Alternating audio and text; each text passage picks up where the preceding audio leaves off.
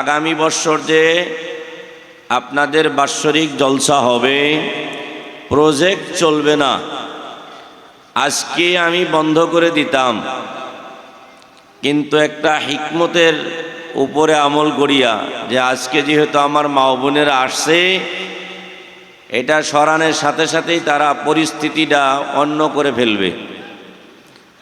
এই জন্য আমার মা বোনদেরকে বিনম্র অনুরোধ করব, আগামী বছর এটার কোনো ডিমান্ড দিবেন না। এই বছর থেকেই ইনশাআল্লাহ শেষ। এক নম্বর কথা। কি গো মুরব্বীরা, আপনাকেও কোনো আপত্তি আছে এটার মধ্যে? দারুল ইফতা মাসলা মোতাবিক চলা লাগবে না?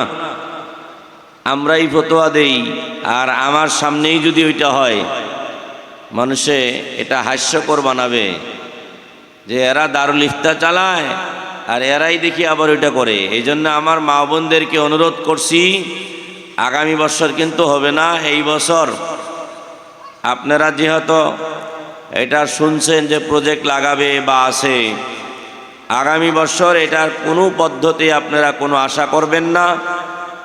মানুষের পিকচার দেখা আপনাদের জরুরি না। আপনারা পর্দার আড়ালে বসে থাকিয়া আপনারা উলামায়ে কেরামের কোরআন ও হাদিসের মূল্যবান কথাগুলো শ্রবণ করবেন এবং এর উপরে আমল করবেন। আমি কেমনে বলতেছি, আরও উলামায়ে কেরাম কেমনে বলবে, এটা আপনাদের জন্য দেখাটা ঠিক না। এই জন্য ইনশাআল্লাহ আমার মনে হয় আমার মা বোনেরা প্রাণ দিয়ে দিল দিয়ে এই কথাটা মানবে, ইনশাআল্লাহ মানবে বলে আশা রাখলাম। আলহামদুলিল্লাহ আলহামদুলিল্লাহ নাহমাদুহু ওয়া নাস্তাঈনুহু ওয়া নাস্তাগফিরুহু ونؤمن به ونتوكل عليه ونعوذ بالله من شرور أنفسنا ومن سيئات أعمالنا من يهده الله فلا مضل له ومن يضلله فلا هادي له ونشهد أن لا إله إلا الله وحده لا شريك له ونشهد أن سيدنا وسندنا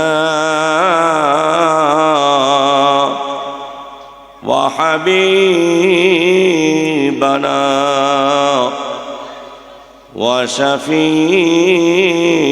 وشفيعنا ومولانا محمدا عبده ورسوله الذي أرسل بالحق بشيرا ونذيرا وداعيا إلى الله بإذنه وسراجا منيرا أما بعد فقد قال الله تبارك وتعالى في كلامه المجيد وفرقانه الحميد أعوذ بالله من الشيطان الرجيم بسم الله الرحمن الرحيم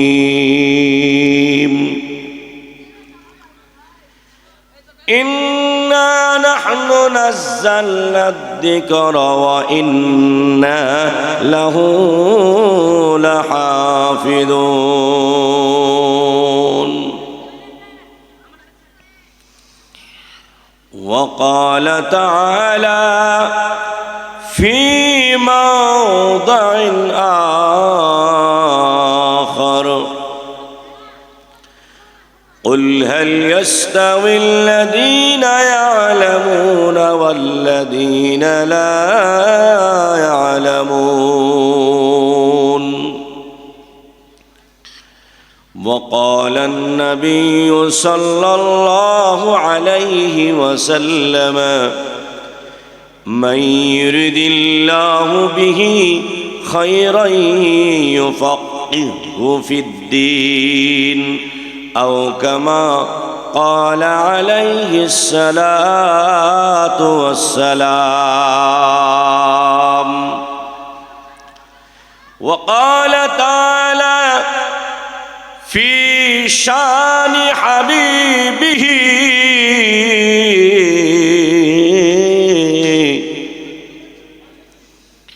أعوذ بالله من الشيطان الرجيم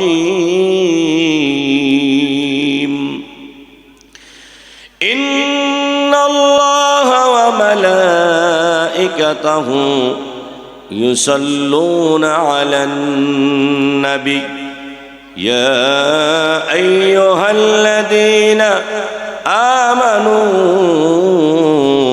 صلوا عليه وسلموا تسليما اللهم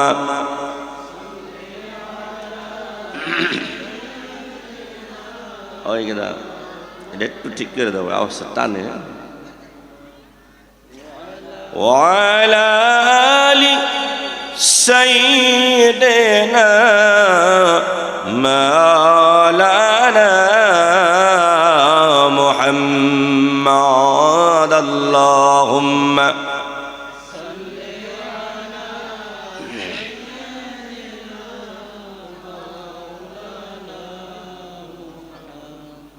وعلى آل سيدنا مولانا محمد اللهم এখন ঠিক আছে স্যার কিছু নড়াচড়া করো না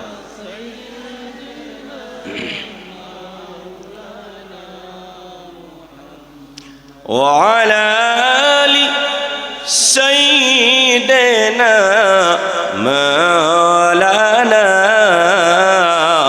محمد मुझे कुछ मिले या ना मिले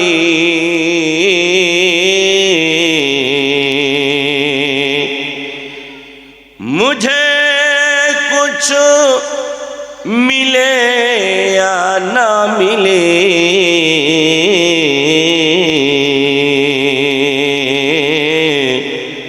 बस मुझे मुहम्मद मिले बलगल उला बिकमालिही कशफत दुजा बिजमालिही हसनत जमीउ खिसालिही सल्लु अलैहि व आलिहि আমার সঙ্গে সবাই বলেন बलगल उला बिकमालिही कशफत दुजा बिजमालिही हसनत जमीउ खिसालिही सल्लु अलैहि व आलिहि সাদাকাল্লাহুল মাওলানাল আযীম। সম্মানিত আজকের দারুল ইফতা বগুড়িগুড়ি আঞ্চলিক লাইব্রেরির সর্বপ্রকারের উন্নতি উপলক্ষে আয়োজিত বিশাল ধর্মসভার অতি শ্রদ্ধার সভাপতি সাহেব, আজকের সভার বিশিষ্ট অতিথি সাহেব, মঞ্চে উপস্থিত ওয়ারাসাতুল আম্বিয়া হযরত উলামায়ে কেরাম,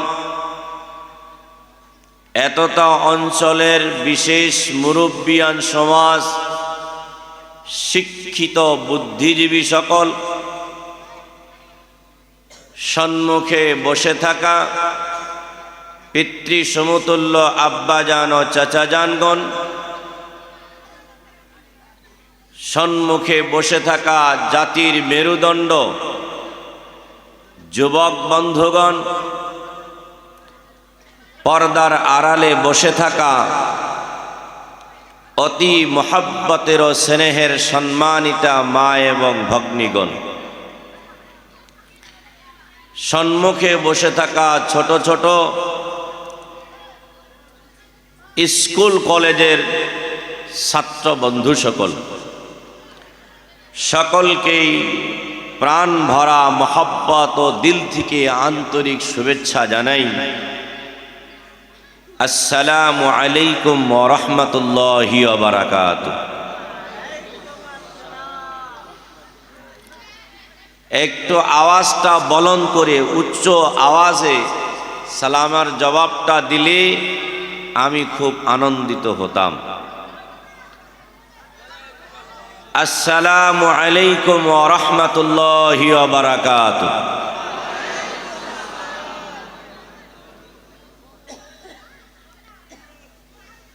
আপনারা সকলেই ভালো আছেন তো? আলহামদুলিল্লাহ। হাত উঁচু করে দেখান সবাই ভালো আছেন। ওই সমস্ত যুবক এবং মুরব্বী যেনারা এই দারুল ইফতার লাইব্রেরির এবং দারুল ইফতার সর্বপ্রকারের কষ্ট করনেওয়ালা মেম্বার সাহেবানগণ, যেনারা এত দূর পর্যন্ত কষ্ট করেছেন যে ক্ষেতের ধান কাটিয়া,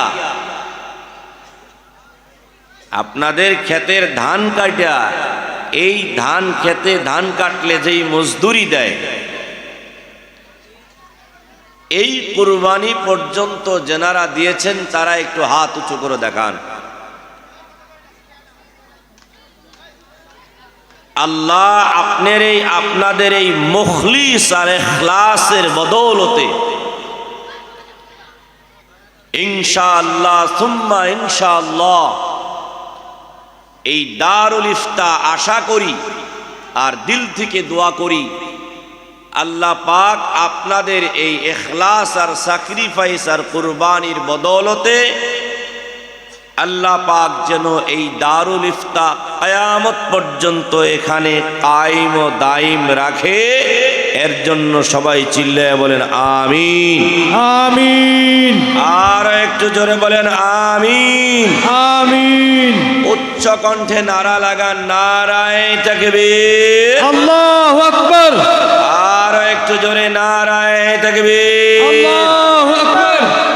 আল্লাহ আমাদের এই আঞ্চলিক দারুল ইফতাকে কিয়ামতের দিন পর্যন্ত কবুল করে নেন। সবাই বলেন আমিন, আমিন। অনেক সংগঠন আমরা দেখেছি, বয়স যদিও 36-এ, কিন্তু অনেক সংগঠন দেখেছি কিন্তু কামলা দিয়া যেই সংগঠন করে, এই সংগঠনের গুরুত্বটা অন্য। কারণটা হলো বাবাজি, যেই সময় যেই বস্তুর জন্য মোহাব্বত অন্তরে না আসবে, প্রাণ থেকে দিল থেকে মোহাব্বত আসবে না, তত সময় পর্যন্ত ওটার জন্য, ওই বস্তুর জন্য কেউ কামলা দিতে রাজি হবে না। উদাহরণ, একজন বাপ হয়েছে, দুইজন সন্তান, কোনো ইনকাম সোর্স নাই, মাটি বাড়ি নাই, কি করে এই বাচ্চা দুইটা নিজের স্ত্রীকে নিয়ে গুয়াহাটিতে গিয়ে বা যে কোনো যেই জায়গাতে কন্টিনিউ মজদুরি করা যায়, কামলা দেওয়া যায়, সেই জায়গায় চলে যায়। মা এবং বাবা দুইজনেই কামলা দেয়, কাজ করে, রাজমিস্ত্রির জোগালি করে, কইরা ওই মোহাব্বতের কলিজা দুইটা নিজের সন্তানকে খাওয়ায়, নিজের সন্তানকে পরিধান করায়, কাপড় কিনে দেয়, খানা খিলায়, লেখাপড়ার জন্য তাদের চেষ্টা করে। কোন সময় এই সন্তান দুইজন ওই মা বাবার কাছে পৃথিবীর মধ্যে সবচেয়ে দামি, সবচেয়ে মহব্বতের ব্যক্তি হলো ওই সন্তান দুইজন। এর জন্যই তাই সেই মা এবং বাবা দুইজনে মজদুরি করিয়া, কামলা দিয়া এই সন্তানকে লালিত পালিত করার জন্য চেষ্টা করে, তাই না? আমার সাথে কথা বলেন, তাই না? তাই তো, হাত উঁচু করে দেখান, তাই তো? তাহলে যেই সুনামধন্য ব্যক্তি সকল নিজেরা মেহনত করছে, টাকা পয়সার চাঁদা দিছে, সব কিছু করছে, তারপরে লাস্টে গিয়া নিজেরাই কামলা সাজছে, যারা নিজের ফ্যামিলির জন্য কোনোদিন কামলা দেয় নাই, কিন্তু এই দারুল ইফতার জন্য তারা নিজেরা মজদুরি করেছে, কামলা দিয়েছে, এর থেকে আর স্যাক্রিফাইস কি হতে পারে? এই জন্য এটা আল্লাহর কাছে আশা করতে পারি, আশা আছে ইনশাআল্লাহ এই দারুল ইফতার কিয়ামত পর্যন্ত বাকি থাকবে। এই ধরনের মেহনত যদি আপনারা করিয়া থাকতে পারেন, করবেন ইনশাআল্লাহ। আমি তো আপনাদের এই দারুল ইফতার যেই ভবন নির্মাণ করবেন, আমি এই কালেকশনে আসিনি, আমি আসছি এই দারুল ইফতার বগরিগড়ি আঞ্চলিক লাইব্রেরির সাথে জড়িত যত মানুষ আছে তাদের দিলকে কালেকশন করার জন্য। কালেকশন তো আপনারা দেবেনই, আপনার দিলটা লাইফ টাইম এই লাইব্রেরির সাথে জড়িত করে দেওয়ার জন্য আমি অধম নালায়েক এসেছি। এই দিলটা দারুল ইফতার জন্য, দিলটা দেওয়ার জন্য কারা কারা রাজি আছেন একটু হাত উঁচু করে দেখান। যে কোনো মুহূর্তে যেই অবস্থায় দারুল ইফতার জিম্মেদারান হাজরাতরা আপনাদের কাছে আবদার করবে, আপনারা সেটা ঝাঁপায়া করতে হবে। যেই মতো সাহাবায়ে কেরাম আল্লাহর নবী সাল্লাল্লাহু আলাইহি ওয়াসাল্লামের এক একটা কথার উপরে ঝাঁপায়া পড়েছে, নদীতে ঝাঁপ দিয়েছে, আগুনের মধ্যে ঝাঁপায়া পড়ার জন্য সাহাবায়ে কেরাম রাজি হয়েছে। কেন? যে আল্লাহর নবীর আদেশ, এটা মানতে হবে। এজন্য উলামায়ে কেরাম এখান থেকে সিদ্ধান্ত নিবে, আমরা দিল, প্রাণ, জান সবকিছু দিয়ে ইনশাআল্লাহ 100% আমরা সাপোর্ট করব, মানব। রাজি আছেন কারা? তারা দুই হাত উঁচু করে দেখা করবেন, করবেন ইনশাআল্লাহ, মানবেন ইনশাআল্লাহ। আল্লাহ আপনাদের সবাইকে কবুল করুক, সবাই বলেন আমিন। খারাপ পাইলেন? কয় হুজুর কিছু কিছু ওয়াদার মতো করাইলেন, খারাপ পাইলেন? হ্যাঁ, যেই কোরআনটা, এই কোরআনটার একটা হলো রিডিং পড়া, আর একটা হলো এই কোরআনের মিনিংকে হেফাজত করনেওয়ালা। এই কোরআনে কি কয়, এই কোরআনের ভিতরে কি মশলা আছে, এই কোরআনের ভিতরে কি হুকুম করা হয়েছে, কি নিষেধ করা হয়েছে, খালি রিডিং বললে কি বোঝা যাবে বাবাজি? কথা বলেন। এর মিনিং আমরা কি সবাই পারবো? যারা যোগ্য মুফতিয়ানে কেরাম, উলামায়ে কেরাম, যেনারা 1 বছর না 2 বছর না 12, 13, 14 বছর পর্যন্ত যারা এই কোরআনকে বোঝার অভিজ্ঞতা হাসিল করিয়া আসছে, তারাই এই মিনিংয়ের হেফাজত করবে। এই হেফাজতের দায়িত্ব তাদের কাছে। আমি আর আপনি যদি করি তাহলে স্পষ্ট হাদিস রয়েছে, কে সবাই যদি ফতোয়াবাজি করতে পারে তাহলে মুফতির কি প্রয়োজন? আল্লাহর নবী বলেন, ইজা বুসিদাল আমরু লিগাইরি আহলিহি ফান্তাজিরিস সাআ। যেই বস্তুটা যাহাকে দায়িত্ব দিলে এই দায়িত্ব পুরা করতে পারবে, তাহাকে না দিয়া একজন অনুপযুক্ত মানুষকে যদি তার দায়িত্ব দিয়ে দেওয়া হয়, আল্লাহর নবী বলেন তাহলে তোমরা ইন্তজার করো, কিয়ামত কায়েম হয়ে যাবে। তাহলে এই দারুল ইফতার জিম্মেদারি, এখান থেকে যেটা ফতোয়া দিবে ওই সমস্ত উলামায়ে কেরাম এই ফতোয়া দিবে যাদেরকে এর যোগ্যতা অর্জন করে যারা আসছে, তাই না বাবাজি? এখন আমি 2 দিন কোরআনের বাংলা তর্জমা দেখছি, আর আইসা যদি বলি মুফতি নাসিরউদ্দিন সাহেব কি জানে, মুফতি আতাউর রহমান সাহেব কি জানে, মুফতি মফিদুল ইসলাম সাহেব কি জানে, এর থেকে তো আমি কি বেশি জানি। তাহলে ইজা বুসিদাল আমরু লিগাইরি আহলিহি ফান্তাজিরিস সাআ। অনুপযুক্ত মানুষের কাছে যেই সময় এটা বলে দেওয়া হবে, দায়িত্ব দিয়ে দেওয়া হবে, তাহলে আল্লাহর নবী বলেছেন যে এই ইন্তজার করো, তোমরা অপেক্ষায় থাকো যে এখন কিয়ামত কায়েম হবে। তাহলে আমরা বুঝতে পারলাম যে এই দারুল ইফতার আসলে প্রয়োজন আমাদের আছে। আছে না বাবাজি? আছে তো? হাত উঁচু করে বলেন আছে। তাহলে সামান্য 2, 4, 10 বছর থাকবে না, নাই একটা আঞ্চলিক সংগঠন বাইরে হয়, বাইরে না গো, নাম বলবো না কোনো সংগঠনের,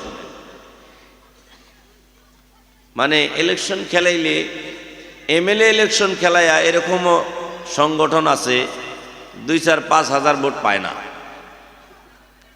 তথাপিও তাদের একটা কার্যালয় আছে, কারণ ওই সংগঠনটা নেতৃত্ব দেওয়ার জন্য একটা অফিসের প্রয়োজন আছে। আছে না গো? তাহলে এই বৃহত্তর নগরবাড়ার থেকে আরম্ভ করিয়া, ছয়গাঁও থেকে আরম্ভ করিয়া এই বিশাল এরিয়ার মধ্যে 1,00,000টা মুফতি অনেক আছে, কিন্তু সাংগঠনিক যেই ইফতার, যেটা দারুল ইফতার, যেই গুরুত্ব আর ইম্পর্টেন্স, এই বাচ্চারা দেখো একদম কালকে এই 12টার পরে থেকে সব কবা, এখন কইও না খালি, ঠিক আছে? তোমরা তো আসলে তো বুঝতেছো না যে দারুল ইফতার কারা কয়। যারা বুঝতেছে দেখো তারা টক ধরে শুনতেছে, শুনতেছে না? এই জন্য তোমরা খালি চুপ থাকো, এটাই তোমাকে কাম। যদি ঘুমিয়ে যাও তবে চুপ থাকো। বলতেছিলাম, মানে নেন গুরুত্বটা কেমন। নগরপাড়া 1 মুফতি সাহেব আছে, জামলায় 1 মুফতি সাহেব আছে, ছয়গাঁও 1 মুফতি সাহেব আছে, অমুক জায়গায় 1 মুফতি সাহেব আছে, সন্তুলি 1 মুফতি সাহেব আছে, কালাতুলি 1 মুফতি সাহেব আছে। ফতুয়ার জন্য মানুষ দৌড়াবে তো কোথায় কোথায় দৌড়াবে বলেন। কিন্তু যেই সময় এই দারুল ইফতারটা এই বিশাল এরিয়ার মধ্যে একটা জায়গা মানুষে জানবে, অনলাইন এবং অফলাইনে যেই সময় জানবে, এখন যেহেতু আরম্ভনি, অনলাইন কি জানি খোলে নাই, খুলবে, অনলাইন এবং অফলাইন দুইটা মাধ্যমে যে সময় জানবে যে বগুড়িগুড়ি দারুল ইফতার থেকে একটা সঠিক দলিল সহ প্রমাণ সহ ফতোয়া পাওয়া যায়, যেই ফতোয়া এই বৃহত্তর এলাকার বড় বড় মুফতিরা মিলা দেয়।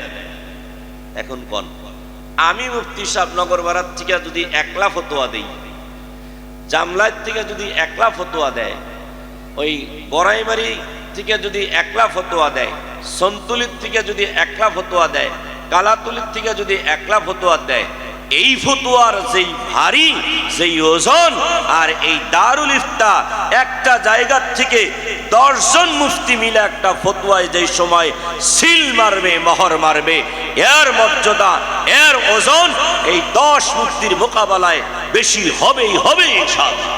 হবে না? একজন মানুষে ভুল করতে পারে হঠাৎ করে, কিন্তু 10 জন মুফতি মিলা কিন্তু এটা চাইলা ঝাইরা দেখবে, সহজে ভুল করবে না। এরা 10 জনের মধ্যে যে সময় সিদ্ধান্ত নিতে পারবে না, রুজু করার জন্য আমাদের বড় আছে না, দারুল উলুম দেওবন্দের মতো দারুল ইফতা আছে, সাহারানপুর মুজাহির উলুম সাহারানপুর বড় দারুল ইফতা আছে, বড় দুইটার নাম আমি বললাম, আরো অনেক আছে। কিন্তু এনাদের মধ্য থেকেই সেই বিজ্ঞ আলিমে সেই পর্যন্ত কন্টাক্ট করার তাদের সুবিধাও আছে, তারা সেখান থেকেও হইলেও আপনাদেরকে সঠিক মাসলাটা দেওয়ার জন্য চেষ্টা করবে। এই জন্য এত বড় একটা কাজ, বাকি কাজ যেগুলো আপনারা ওই সম্পাদকীয় প্রতিবেদনের মধ্যে শুনছেন যে কত ধরনের সহায় এই দারুল ইফতার মাধ্যমে করতেছে, এটা তো আপনারা পাবেনই। কিন্তু বৃহৎ যেটা আপনারা সবাই চেষ্টা করলেও পাওয়া যাবে না, যদি এখানে এই বিজ্ঞ উলামায়ে কেরাম যদি একসাথে না থাকে। এজন্য আপনাদের জন্য সোনালী সুযোগ, গোল্ডেন চান্স, সোনালী সুযোগ, এই উলামায়ে কেরামের এই প্ল্যাটফর্মের জন্য একটা অফিস বানিয়ে দেওয়ার জন্য আপনাদের যদি বানিয়ে দিতে পারেন, তাহলে আপনারা এই এলাকাবাসী সৌভাগ্যবান। তাহলে সৌভাগ্যবান হওয়ার জন্য কারা কারা রাজি আছেন হাত উঁচু করে দেখান। অফিসটা চান কারা কারা?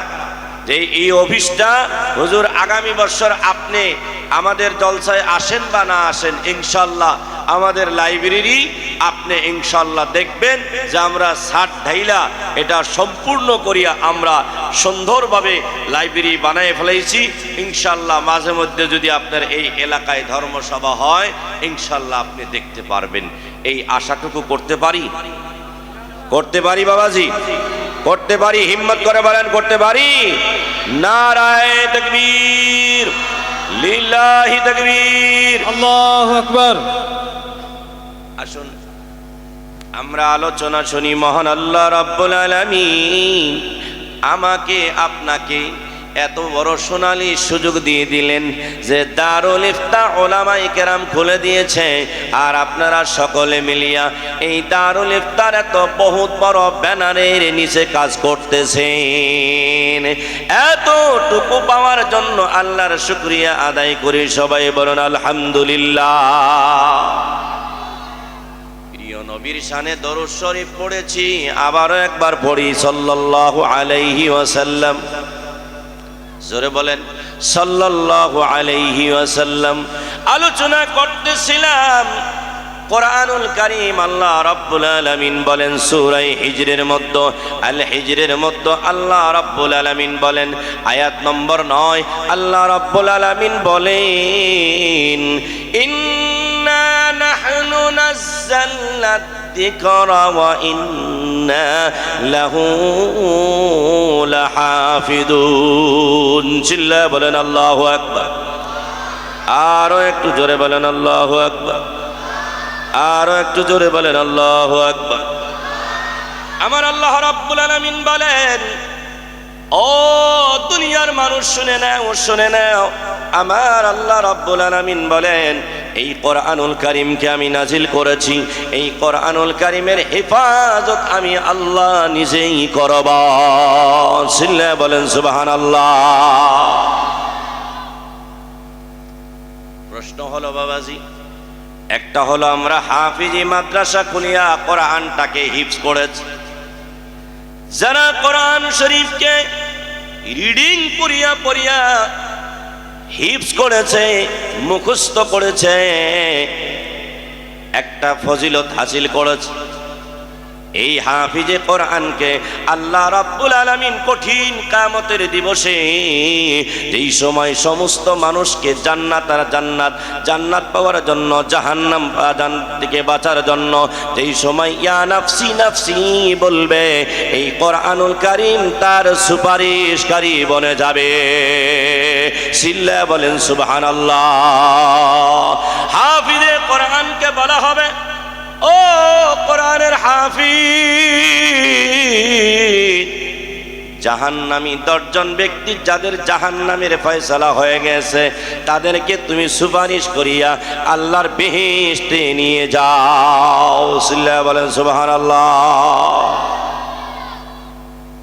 আমাদের উস্তাদ মুফতি সাবিহ আক্তার কাসিমি দামাত বরকাতুহুমুল আলিয়া বর্তমান জামিয়া ইসলামিয়া জালালিয়া হুজাই মাদ্রাসার শাইখুল হাদিস।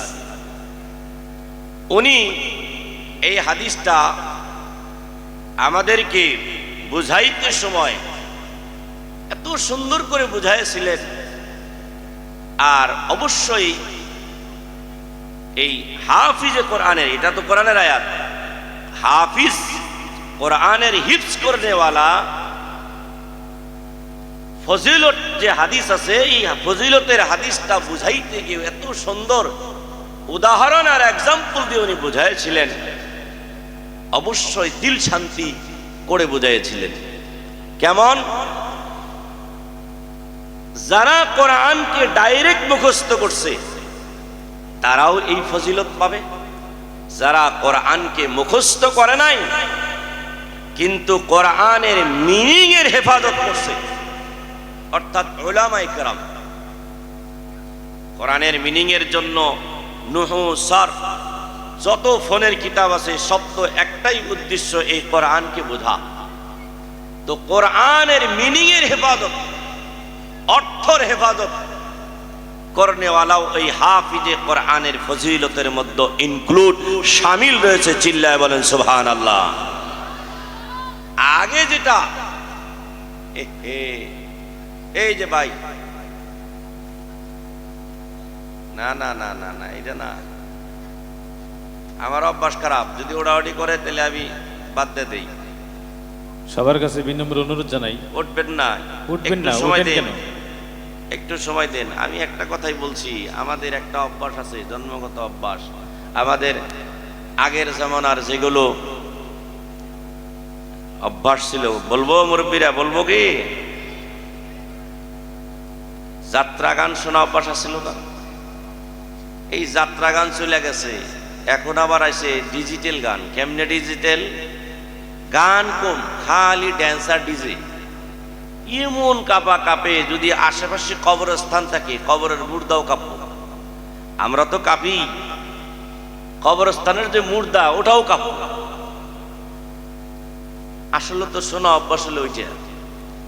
তারপরে কিছু ডাইভার্ট হয়েছে, কিছু চেঞ্জ হয়েছে। কেমনে? এখন কিছু ধর্মসভায় মানুষ আসে, কয়েকটু সুর হইনে আসে, যেই হুজুরের উকিল কণ্ঠ, একবার দেখবেন কান উঁচা করে শুনতেছে, রুমাল যদি আছে এই রুমাল খুলে দিয়ে শুনতেছে। আর বিজ্ঞ বিজ্ঞ উলামায়ে কেরামের দামি দামি কথা, এরা বেশি সুর দেয় না। আমরা এখন মজবুর, বিজ্ঞ না তো, এজন্য একটু একটু দেই। যারা বহুত বিজ্ঞ, একটা কথাও সুর দিয়ে বলবেন না, হয় না হয় উলামায়ে কেরাম এখানে আছে, জিজ্ঞাসা করেন।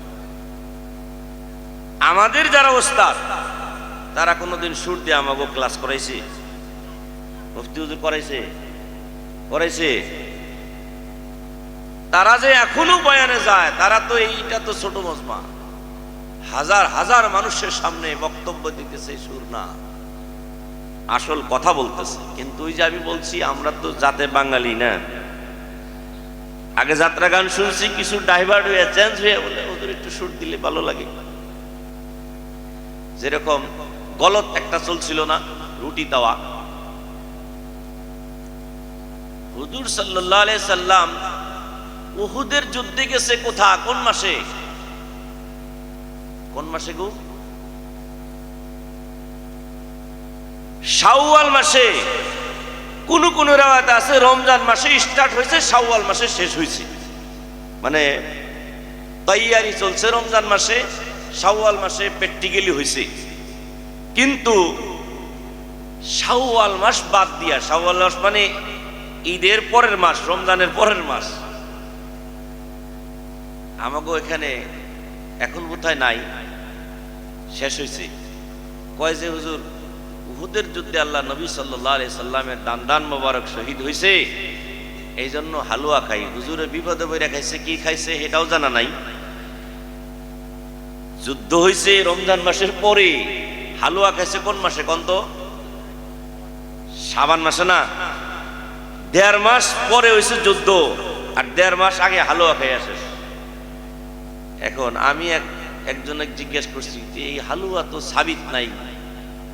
কয় হালুয়া তো সাবিত নাই, হুজুরের দাঁত পড়ছিল, হালুয়া খাইছে বুথ হয়।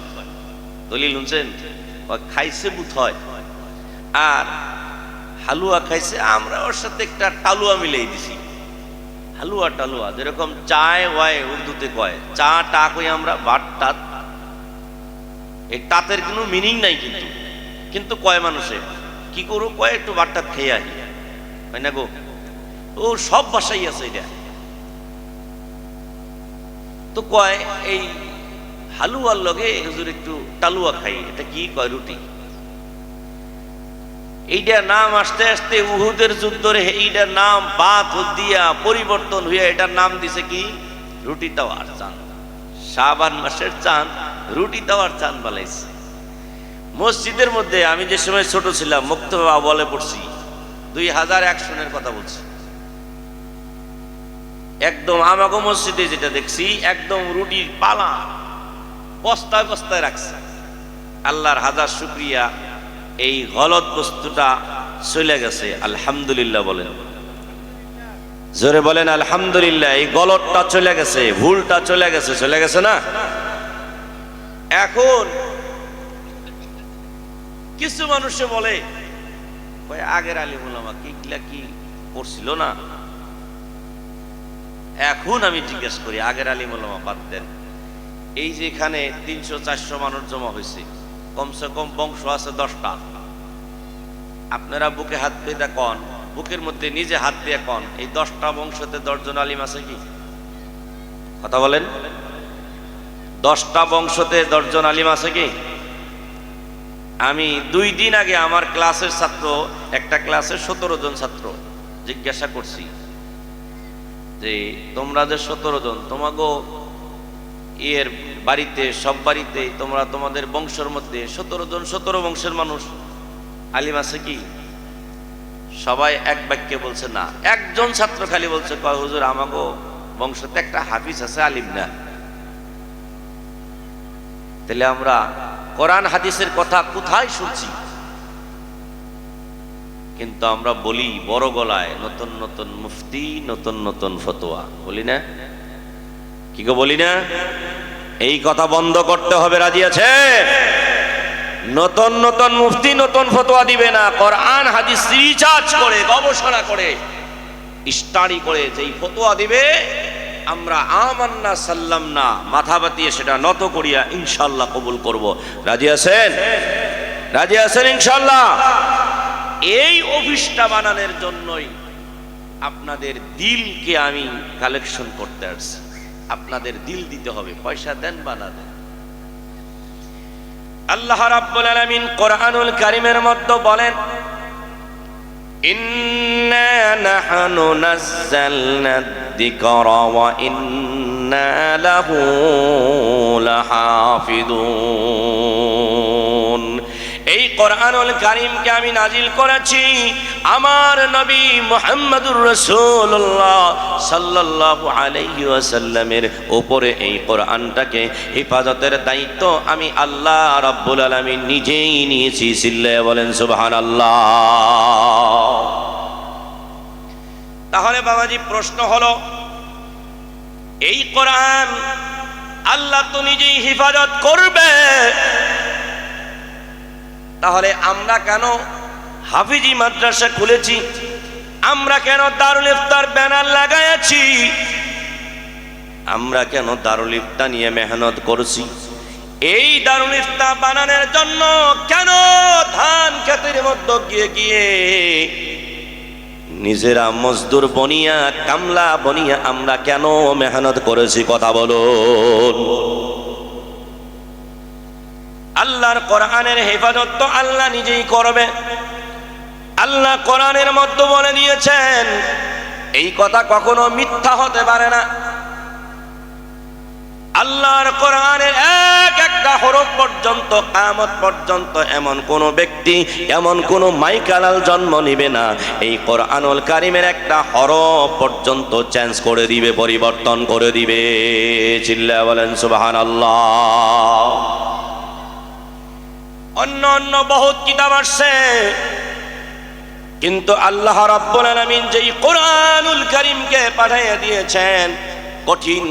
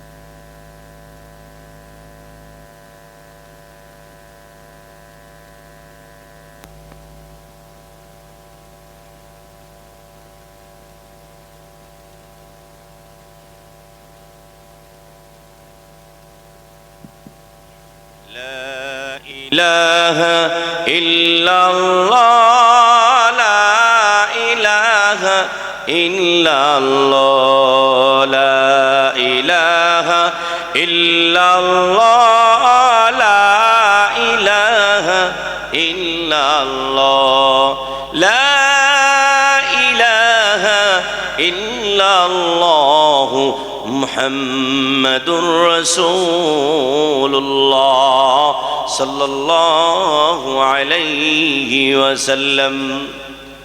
বলতেছিলাম আল্লাহ রাব্বুল আলামিন কোরআনুল কারীমের হেফাজত যেই সময় আমার আল্লাহ রাব্বুল আলামিন নিজেই করবে, তাহলে আমরা কেন হাফিজি মাদ্রাসা খুলেছি? আমরা কেন দারুল ইফতার কায়েম করেছি? আমরা কেন মেহনত করি? আমার যুবক ভাইরা, আমার মুরব্বী বাবাজিরা কেন ধান কাটিয়া কামলা দিয়া দারুল ইফতার হেফাজতের কাজ করি? কারণ আছে না নাই? ও বাবাজি হাত উঠে বলেন, কারণ আছে না নাই? আল্লাহ রাব্বুল আলামিন হেফাজত করবে, এটা 100% ঠিক, কিন্তু গোটা কোরআন শরীফটা আল্লাহ রাব্বুল আলামিন হেফাজত করবে, এর মধ্যে কোনো সন্দেহ নাই। আর এই কোরআনুল কারীমের এক একটা হরফ পর্যন্ত, একটা জবরজের পর্যন্ত, কিয়ামত পর্যন্ত কোনো আল্লাহর বান্দা জন্ম হবে না যে এই কোরআনুল কারীমের একটা হরফ পর্যন্ত, আখর পর্যন্ত পরিবর্তন করে দিবে। এই কোরআনুল কারীমের চ্যালেঞ্জ আমার আল্লাহ রাব্বুল আলামিন সূরাতুল বাকারার প্রথম আয়াতের মধ্যে ঘোষণা করে দিয়েছেন, আউযু বিল্লাহি মিনাশ শাইতানির রাজীম, বিসমিল্লাহির রহমানির রহিম, আলিফ লাম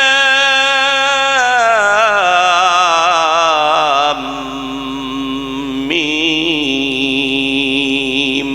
যালিকাল কিতাবু লা রাইবা ফীহি হুদাল লিল মুত্তাকিন। চিল্লায় বলেন আল্লাহু আকবার। বলেন there is no doubt in this book, এটা এমন কিতাব যেই কিতাবের মধ্যে কোনো ভুল তো বহুত দূরের কথা, এই কোরআনুল কারীমের মধ্যে একটা সৌন্দর্যযুক্ত বস্তু আমার আল্লাহ উল্লেখ করে নাই। চিল্লায় কি বলা যাবে সুবহানাল্লাহ? তাহলে এই কোরআনুল কারীমের মধ্যে আমার আল্লাহ রাব্বুল আলামিন বয়ান করেছে তো যারা এই কোরআনুল কারীম দিয়ে আল্লাহকে দেখিয়া যারা ভয় করে, যারা আল্লাহকে মানে, যারা আল্লাহর ভয় যাদের অন্তরে আছে, তাদের জন্য গোটা কোরআন শরীফটা হলো হিদায়াতের বাণী।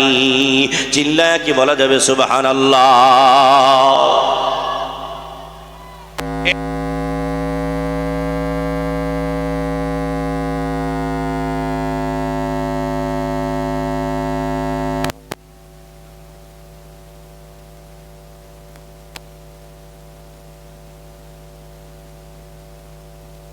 এই কোরআনুল কারীমের হেফাজতের জন্য আজকে তো হইলো খালা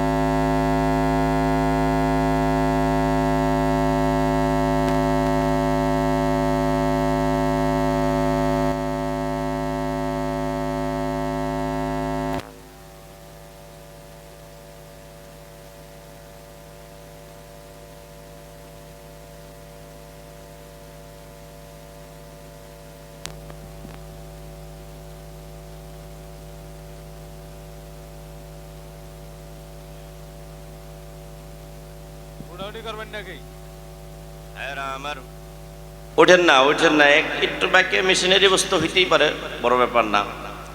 ভাইরা আমার, আলোচনা করতেছিলাম বিশ্ব নবী জনাবে মুহাম্মদুর রাসূলুল্লাহ সাল্লাল্লাহু আলাইহি ওয়াসাল্লামের উপরে এই কোরআনুল কারীম আল্লাহ রাব্বুল আলামিন নাজিল করে দিলেন, আর হেফাজতের দায়িত্ব আমার আল্লাহ রাব্বুল আলামিন নিয়ে নিলেন। আল্লাহর নবী, মায়ার নবী, দয়ার নবী আমার বিশ্বনবী জনাবে মুহাম্মদুর রাসূলুল্লাহ সাল্লাল্লাহু আলাইহি ওয়াসাল্লাম এই কোরআনুল কারীমের হেফাজতের জন্য, এই কোরআনুল কারীমের দাওয়াত দেওয়ার জন্য, এই কোরআনুল কারীমকে মানুষকে শেখানোর জন্য, এই কোরআনুল কারীমকে গোটা বিশ্বের মানুষকে জানানোর জন্য আমার মায়ার নবী, দয়ার নবী জনাবে মুহাম্মদুর রাসূলুল্লাহ সাল্লাল্লাহু আলাইহি ওয়াসাল্লাম যেই সময় আল্লাহ রাব্বুল আলামিন হযরতে জিবরাইল আলাইহিস সালাতু ওয়াস সালামের মাধ্যমে আমার মায়ার নবীকে যেই সময় কোরআন শিক্ষা দেয়, এই কোরআনের আয়াতগুলো আবার আমার মায়ার নবী, দয়ার নবী জনাবে মুহাম্মদুর রাসূলুল্লাহ গোটা উম্মতদেরকে জানাইয়া দেয়, সাহাবায়ে কেরামকে সেগুলো বুঝাইয়া দেয়। আল্লাহর নবীর উপরে ব্লেমিং দেওয়া আরম্ভ, বদনাম দেওয়া। কেমনে বদনাম?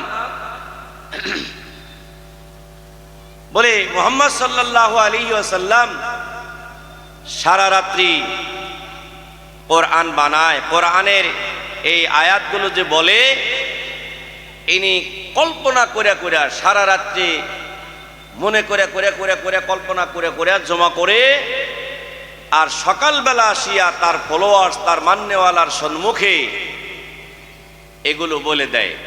মুহাম্মদ সাল্লাল্লাহু আলাইহি সাল্লামের বানানো কিসসা, ব্লেমিং দেওয়া আরম্ভ করলো। এক তো মানে না,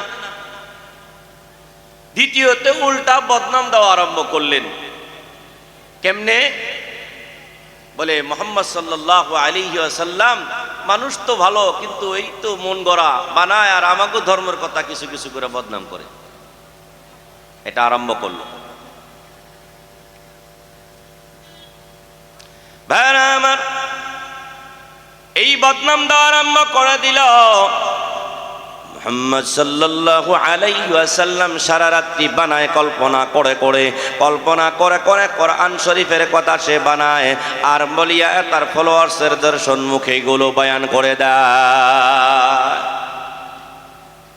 আমার আল্লাহ রাব্বুল আলামিন প্রমাণ করে দেখাইয়া দিলেন, ও যারা বলো বেঈমান কাফেরেরা রে, যারা আমার নবীকে বদনাম দাও, যারা আমার নবীকে ব্লেমিং নাগাও কল্পনা করিয়া করিয়া আমার নবী নাকি রাত্রিবেলা সারা রাত্রি কল্পনা জল্পনা করে করে সকালবেলা আসিয়া সেগুলো তার উম্মতের সম্মুখে বলে দেয়। শোনো রে শোনো, যদি এটা এমনই হয় তাহলে তোমরা এই কোরআনুল কারীমের মধ্যে 6666টি আয়াত আছে। এই কোরআনুল কারীমের মধ্যে 114টি সূরা রয়েছে। তাহলে যদি আসলে কল্পনা করে বানায় তাহলে তোমরাও কল্পনা করে করে সূরাতুল কাউসারের মতো একটা সূরা নাজিল করে দেখাইয়া দাও, সূরাতুল ইখলাসের মতো একটা ছোট্ট সূরা নাজিল করে দেখাও। তাহলে তোমরা একটা আয়াত আল কারিআতু মাল কারিআতু, এই ছোট্ট ছোট্ট আয়াতের মধ্যে একটা আয়াত নাজিল করে দেখাইয়া দাও। সূরাতুল বাকারা আয়াত নম্বর 23 এবং 24 মধ্যে আল্লাহ রাব্বুল আলামিন চ্যালেঞ্জ দিয়ে দিলেন। আল্লাহ রাব্বুল আলামিন বলেন, ওয়া ইন কুনতুম ফি রাইবিম মিম্মা নাযালনা আলা আবদিনা ফাআতু বিসূরাতিম মিন মিথলিহি। চিল্লা বলেন আল্লাহু আকবার, আরো জোরে বলেন আল্লাহু আকবার। আল্লাহ রাব্বুল আলামিন বলেন, যেই কোরআনটা আমার বান্দা মুহাম্মদ সাল্লাল্লাহু আলাইহি ওয়াসাল্লামের উপরে আমি নাজিল করে দিলাম, এই নাজিলকৃত কিতাবের উপরে, এই কোরআনের উপরে যদি তোমাদের সন্দেহ আছে তাহলে এই কোরআনুল কারীমের মধ্যে 114টি সূরা আছে আর 6666টি আয়াত আছে। এই আয়াতের মধ্য থেকে, এই সূরাগুলোর মধ্য থেকে একটা ছোট্ট সূরা নাজিল করে দেখাইয়া দাও। ও বাবরিগরির মুসলমান, একবার বলুন বলুন, আজ পর্যন্ত কোনো আল্লাহর বান্দা, এমন কোনো বান্দা জন্ম হইছেনি এই কোরআনুল কারীমের 6666টি আয়াতের মধ্য থেকে একটা আয়াতের সমান একটা ছোট্ট আয়াত কোনো ব্যক্তি নাজিল করে দেখাইতে পারছেনি? পারছে? এখন পারছে? এখন পর্যন্ত কোনো আল্লাহর বান্দা পারছে? কিয়ামত পর্যন্ত পারবেনি? কথা বলেন, পারবেনি? না না না, কিয়ামতের সকাল হয়ে যাবে, কোনো আল্লাহর বান্দা এই পৃথিবীর মধ্যে আসবে না যে কোরআনুল কারীমের একটা আয়াতের মতো আয়াত নাজিল করে দেখাইয়া দিবি। আল্লাহ রাব্বুল আলামিন বলেন, না না না, তোমরা তো একা একা পারবা না, তাহলে তোমাদের বন্ধু বান্ধব, তোমাদের পার্টনার, তোমাদের শুরাকা, তোমাদের বন্ধু, তোমাদের দোস্ত, তোমাদের আত্মীয় স্বজন সবাই মিলিয়ে নাও, কোরআনুল কারীমের একটা আয়াত নাজিল করে দেখাইয়া দাও। আমার আল্লাহ রাব্বুল আলামিন বলেন, ওয়াদউ শুহাদাআকুম মিন দুনিল্লাহি ইন কুনতুম সাদিকিন। চিল্লা বলেন আল্লাহু আকবার। আল্লাহ রাব্বুল আলামিন বলতেছেন, তোমাদের পার্টনার, বন্ধু বান্ধব, যত বন্ধু বান্ধব আছে, আত্মীয় স্বজন আছে, সকলকে মিলিয়ে তোমরা কোরআনুল কারীমের একটা আয়াত নাজিল করে দেখাইয়া দাও। যদি তোমরা সত্য, তাহলে এটা প্রমাণিত করে দেখাইয়া দাও। ও বাবাজি, পারছে? এখন পর্যন্ত কেউ পারছে? পারবে কিয়ামত পর্যন্ত? পারবে না। এটা আমার আল্লাহ রাব্বুল আলামিন বলে দিতেছেন। সূরাতুল বাকারা আয়াত নম্বর 24 মধ্যে আল্লাহ রাব্বুল আলামিন বলেন, ফা ইন লাম তাফআলু, তোমরা পারবা না, ওয়ালা তাফআলু, তোমরা কখনো পারবা না। আমার আল্লাহ রাব্বুল আলামিন বলেন, এই সময় তোমরা পারবা না, তাহলে আমার নবীর উপরে কেন বদনাম দাও? আমার নবীরে কেমনে তোমরা ব্লেমিং করো? আমার নবীকে কেন তোমরা বদনাম দাও? তাহলে বদনাম বন্ধ করে দাও। বদনাম বন্ধ করে দিয়ে তোমাদের করণীয় কাজ করো। তোমরা আল্লাহকে দেখিয়া ভয় করো, তোমরা জাহান্নাম দেখে ভয় করো। ওই কথা আমার আল্লাহ রব্বুল আলামিন আগের আয়াতের অংশের মধ্যে বয়ান করে দিয়েছেন। ফাত্তাকুন নার আল্লাতী ওয়াকুদুহান নাস ওয়াল হিজারা। আমার আল্লাহ রব্বুল আলামিন বলেন, ওই ভয়ঙ্কর জাহান্নাম হইতে বাঁচো, যেই জাহান্নাম আল্লাহ রব্বুল আলামিন বলেন যেই জাহান্নামের ইন্ধন হিসাবে মানব জাতিকে আর পাথরের দ্বারা জাহান্নামের ইন্ধন বানানো হবে। বলে এবার মানব জাতি বদা কেন বলা হয়েছে? বলে ওই সমস্ত মানুষ যারা নাকি আল্লাহকে অস্বীকার করে, যারা নবীগণকে অস্বীকার করে, অর্থাৎ যারা বেঈমান হবে, যারা আল্লাহকে মানবে না, আল্লাহর কোরআনকে মানবে না, আল্লাহর নবীগণকে মানবে না, তাদের মতো এই মতো ইনসানের দ্বারা, মানব জাতির দ্বারা আল্লাহ রাব্বুল আলামিন আল্লাহর জাহান্নাম ভরপুর করে দিবে, আল্লাহর জাহান্নামের ইন্ধন বানাবে। আগের আয়াতের অংশের মধ্যে আল্লাহ রাব্বুল আলামিন বলে দিয়েছেন, উইদ্দাত লিল কাফিরিন।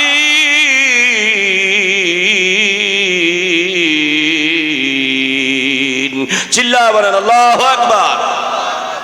বেঈমান কাফিরদের জন্য, যারা আমার আল্লাহকে মানে না, আমার নবীগণকে মানে না,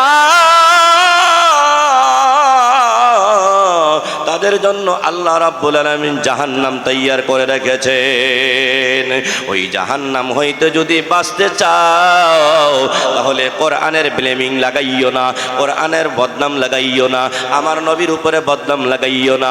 এই কোরআনটা এখন যেমনে সত্য, আমার মায়ার নবীর উপরে যেই সময় অবতীর্ণ হয়েছে, যেইভাবে আল্লাহ রাব্বুল আলামিন অবতীর্ণ করেছেন, নাজিল করেছেন, ওই মতো ভাবে আজ পর্যন্ত আছে, আর কিয়ামত পর্যন্ত ইনশাআল্লাহ থাকবে। কেউ বাবাজিরা খারাপ পাইতেছেন? রাগ করতেছেন? হ্যাঁ,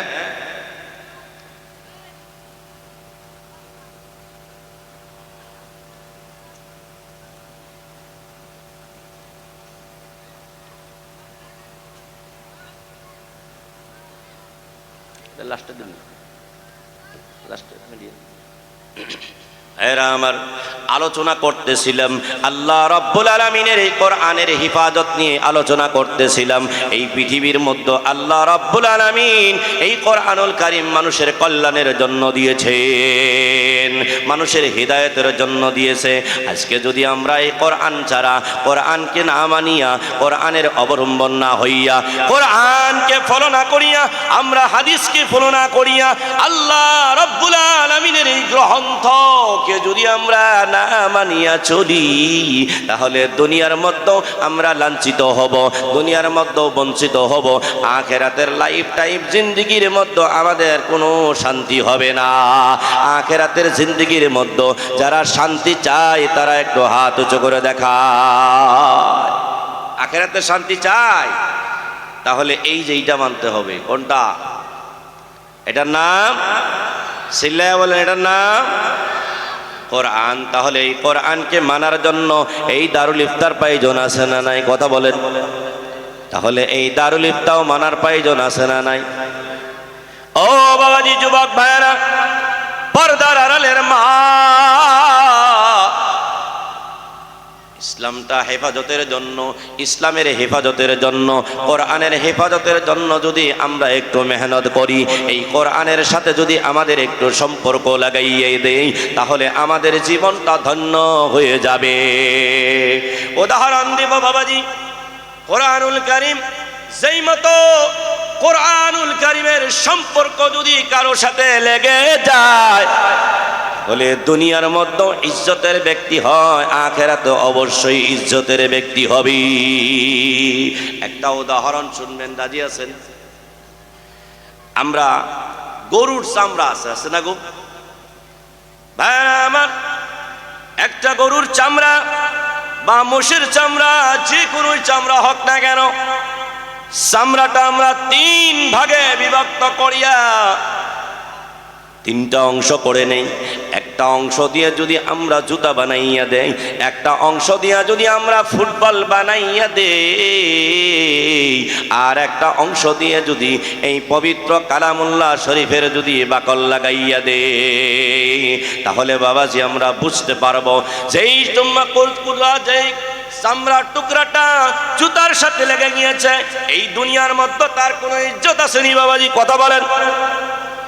যতই দামি চামড়া আপনি ব্যবহার করেন না কেন, যেই সময় এই কথাটা, এই চামড়াটা যেই সময় জুতার সাথে লেগে গিয়েছে, এটা পায়ের নিচে ছাড়া কেউ মাথায় নিয়ে ঘুরবে না। আর একটা চামড়ার টুকরা যেটা বলের সাথে, ফুটবলের সাথে লেগে গিয়েছে, এটা যতই দামি হোক না কেন, এটা মানুষের লাথ্থায়া লাথ্থা গোল দিবে। আর যে টুকরাটা, এই গরুর চামড়ার 3 নম্বর টুকরাটা, যেটা আমার আল্লাহ রব্বুল আলামিনের কোরআনের সাথে বাকলা লাগাইয়া দিলেন, এটা দুনিয়াতেও দামি হয়ে গেল। এই যা আবার মানুষ এটা চুম্বন দেয়, এটা মানুষের বুকে নেয় কোরআনের সাথে লাগার জন্য, এটা মাথায় লাগায়, কপালে লাগায়, এটা সিনায় লাগায়, এটা সম্মানের জায়গায় রাখে। এই জন্য বাবাজি দুনিয়ার মধ্যে উদাহরণ যারা কোরআন নিয়ে আগায় গিয়েছে, এই পৃথিবীর জমিনে হযরতে আশরাফ আলী থানভী রহমাতুল্লাহ আলাইহি এই দুনিয়ার মধ্যে চমকিয়া গিয়েছে। হযরতে খাজা মাইনুদ্দিন চিশতিয়া রহমাতুল্লাহ আলাইহি কোরআনের জন্য এত সম্মানিত ব্যক্তি হয়ে গেছে। হযরতে আল্লামা আনোয়ার শাহ কাশ্মীরি রহমাতুল্লাহ আলাইহি কোরআনের জন্য এত ইজ্জতের বান্দা হিসাবে দুনিয়ার মধ্যে জীবন যাপন করে গিয়েছে। আল্লাহ রাব্বুল আলামিনের যত আল্লাহর ওলিগণ দুনিয়ার মধ্যে চলে গিয়েছে একমাত্র কোরআনের পিছনে লাগার জন্য, কোরআনের পিছনে নিজের জীবনটা লাগানোর জন্য দুনিয়াতেও সম্মানিত ব্যক্তি হয়ে চলে গিয়েছে। আল্লাহ রাব্বুল আলামিন আখিরাতেও তাদেরকে সম্মানের জায়গায় দিয়ে দিবে। চিল্লায় বলেন কথা ঠিক না ঠিক? এই জন্য বাবাজি যত কিছুই হয়ে যাক না কেন, আমার গলায় ছুরি আসলেও কোরআন ছাড়ব না। রাজি আছেন কারা কারা? গলায় ছুরি আসলেও কোরআন ছাড়ব না। যতই মুসিবত আসুক না কেন, যতই অসুবিধা আসুক না কেন, আমরা কোরআন ছাড়ব না, আল্লাহর নবীর হাদিস ছাড়ব না। আমরা কোরআন নিয়ে আগায়া যাব, আল্লাহর নবীর হাদিস নিয়ে আগায়া যাব। আল্লাহ রাব্বুল আলামিন দুনিয়ার মধ্যে আমাদেরকে কামিয়াবি করবে, আখিরাতের জিন্দেগির মধ্যে আল্লাহ রাব্বুল আলামিন কামিয়াবি করবে। ও বাবাজি আমার, ও পর্দার আড়ালের মা, ইসলামটা খালি পুরুষের মাধ্যমে ইসলাম প্রচার হয় নাই। ইসলামের মা, পর্দার আড়ালের মাহাগো, ইসলামটা প্রচার হয়েছে পুরুষ এবং মহিলার মাধ্যমে, মেহনত করার মাধ্যমে ইসলাম আগাইয়া গিয়েছে। আম্মা জান হযরত খাদিজাতুল কুবরা রাদিয়াল্লাহু তাআলা আনহা 40 বছর বয়সে আমার নবীর সাথে বিবাহ হয়। মক্কার জমিনের মধ্যে মা আম্মা জান খাদিজাতুল কুবরার মতো মালদার ব্যক্তি বহুত কম ছিলেন। আমার নবীকে বিবাহ করার পর মায়ার নবী, দয়ার নবী আমার জনাবে মুহাম্মদুর রাসূলুল্লাহ সাল্লাল্লাহু আলাইহি ওয়াসাল্লাম দিনের জন্য সকল কারের কষ্ট করতে করতে হযরতে খাদিজাতুল কুবরা রাদিয়াল্লাহু তাআলা আনহা আল্লাহর নবীকে বললেন, ও স্বামী জান, আমার সম্পদগুলো আপনাকে আমি হাদিয়া করে দিলাম, আপনি ইসলামের জন্য আপনি যেই সময় যেটা প্রয়োজন মনে করেন আপনি কোথাকে খরচ করবেন। কিন্তু বড় আফসোস বাবাজি, আমার মায়েরা ও আমার পর্দার আড়ালের মা গাগন, আম্মা জান হযরতে খাদিজাতুল কুবরা রাদিয়াল্লাহু তাআলা আনহা আমার মায়ার নবী জনাবে মুহাম্মদুর রাসূলুল্লাহ সাল্লাল্লাহু আলাইহি ওয়াসাল্লামের পিছনে ইসলামের হেফাজতের জন্য, ইসলামের প্রচারের জন্য আমার খাদিজাতুল কুবরা রাদিয়াল্লাহু তাআলা আনহা কত ধরনের কষ্ট করেছে। আল্লাহর নবী, মায়ার নবী আমার বলেন, একদিন হঠাৎ করে আমার মায়ার নবী মা আয়েশা সিদ্দিকা রাদিয়াল্লাহু তাআলা আনহার সম্মুখে গুনগুন গুনগুন করে কান্না করে। আমার মা আম্মা জান আয়েশা সিদ্দিকা রাদিয়াল্লাহু তাআলা আনহা নবীজিকে জিজ্ঞাসা করেন, ও স্বামী আমার, আপনার কি হয়ে গেল? আপনি কেন কাঁদেন? আপনি কেন কাঁদেন? আমাদের খেদমতের কোনো কমি হয়নি, আপনি মা খাদিজার কথা মনে পড়লেই আপনি যে কাঁদেন, কারণটা কি? হুজুর গো, ও স্বামী আমার, আমরা কি আপনার পূর্ণাঙ্গ খেদমত করতে পারি না? বলতেছে, ও আয়েশা শোনো, শোনো রে আয়েশা, তোমরা হলো আমার সুখের দিনের স্ত্রী, আমার খাদিজাতুল কুবরা হলো আমার দুঃখের দিনের স্ত্রী। আয়েশা শোনো, আমার খাদিজার কথা তুমি কোনো সময় কোনো কিছু বলিও না, আমি নবী এটা সহ্য করতে পারি না। আমার খাদিজা আমার জন্য কি কষ্ট করেছে শুনমানি। আয়েশা শোনো, আমি যেই সময় আমার নবুয়তের সময় হয়ে গিয়েছে, 40 বছর পুরা হবে, তার কিছু আগে আমি যেই সময় গারে হীরার মধ্যে সপ্তাহ সপ্তাহ আল্লাহর ইবাদত করতাম, একা একা আল্লাহর ইবাদত করতাম, ওই সময় আমার ওই গারে হীরার মধ্যে পাহাড় বেয়ে বেয়ে উঠিয়া আমার খাদিজা আমার জন্য খানা পাঠাইয়াছে। ও খাদিজা, ও আয়েশা, আজকে তো পুরুষ মানুষ ওই ওই গারে হীরা পর্যন্ত হাঁটিয়া হাঁটিয়া উঠতে পারে না, মহিলা মানুষ হইয়া, মেয়ে মানুষ হইয়া আমার নবীকে খানা পৌঁছানোর জন্য গারে হীরা পর্যন্ত উঠেছে। এইভাবে কষ্ট নয়, আরো কষ্ট করেছে। এই সময় খাদিজাতুল কুবরা কে আমি বাড়িতে রাখিয়া, ও আয়েশা শুনো রে, শুনো আয়েশা, আমি যেই সময় দিনের দাওয়াত নিয়া মানুষের দুয়ারে দুয়ারে যাইতাম, মানুষের ঘরে ঘরে যাইতাম, মানুষের ঘরে ঘরে যাইতাম, আমার কবিলার মানুষ, আমার বংশের মানুষ অত দুশ্মন, চতুর্পাশে আমার দুশ্মন, আমাকে মারার জন্য, আমাকে জানে হত্যা করার জন্য চতুর্পাশ থেকে আমার দুশ্মনী। ওই সময় আমার খাদিজা বাড়িতে বসে বসে আমার জন্য দোয়া করে, বলে আমি যেই সময় দাওয়াতের কাজ করি বাড়ি ফিরে আসতাম, বাড়ি ফিরিয়ে আসার পরে যেই সময় আমি দরওয়াজার সম্মুখে আসিয়া সালাম দিতাম, আসসালামু আলাইকুম ইয়া আহলাল বাইত, সালামটা দিতে দেরি আর হযরতে খাদিজাতুল কুবরা সালামের জবাব দিতে দেরি করতেন না। আমি দরওয়াজা খোলার পরে আমি খাদিজাতুল কুবরাকে জিজ্ঞাসা করেছি, রে আয়েশা, খাদিজাকে জিজ্ঞাসা করেছি, ও খাদিজা, তুমি যে এই দরওয়াজার নিকটে বসে থাকো, দাঁড়াইয়া থাকো, তুমি কি ঘুমাও না? বলে, ইয়া রাসূলুল্লাহ, ইয়া হাবিবাল্লাহ, আমি তো বড় ধনাঢ্য মহিলা ছিলাম, আমার কাছে অত সম্পদ ছিল নবী, আমি আপনাকে সিলেকশন করেছি আপনাকে সহায় করার জন্য। ও নবী, আমি শুনেছি আপনার নাকি জন্মের আগে দুনিয়ার থেকে আব্বা চিরবিদায় হয়েছে, আপনার 6 বছর বয়সে আপনার মা দুনিয়ার থেকে চিরবিদায় হয়েছে। আজকে যদি এই জায়গায়, আমি যেই জায়গায় আছি গো স্বামী যান, এই জায়গার মধ্যে যদি আপনার মা জীবিত থাকতো, আপনার আব্বা যদি জীবিত থাকতো, আপনার মতো সন্তানকে বাইরে রাইখা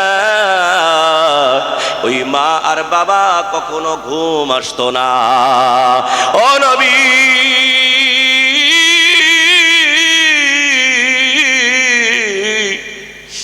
আপনি যেই সময় বাইরে থাকেন, দাওয়াতের কাজ নিয়ে মানুষের ঘরে ঘরে যান, মানুষের দুয়ারে দুয়ারে যান, আমি খাদিজা ঘরের মধ্যে বসে বসে আমি আপনার জন্য দোয়া করতে থাকি।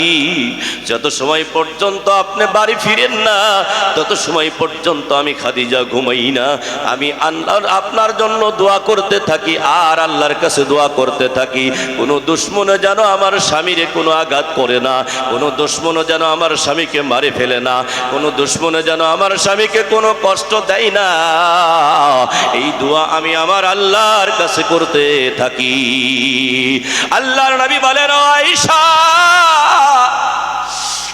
এর পিছনে তুমি আর আমাকে কোনোদিন হযরতে খাদিজার বিষয় নিয়ে তুমি মন্তব্য করিও না, খাদিজার কথা বলিও না, আমি সহ্য করতে পারি না। আয়েশা, আমার খাদিজা কত কষ্ট আমি মুহাম্মাদের জন্য করেছে, এটা আমি ভাষায় প্রকাশ করতে পারবো না।